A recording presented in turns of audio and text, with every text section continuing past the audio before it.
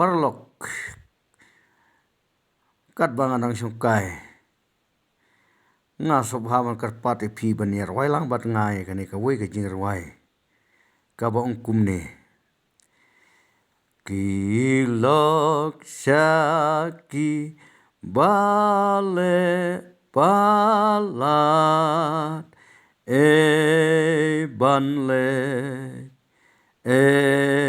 banle ban ong bu Chris ulami pat banle ban pen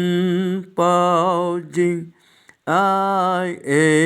jong u ba jakari ulong ji su haki ben riu nadu syadu banle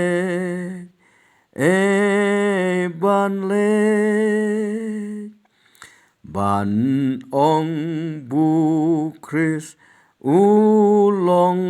bala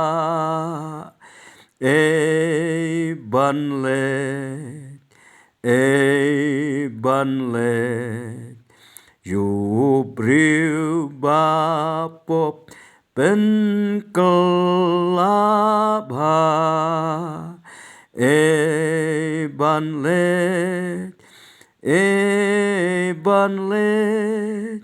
dajing putru paban penpau badon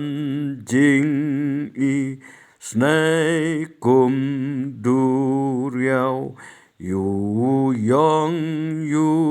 li yu rit yu crow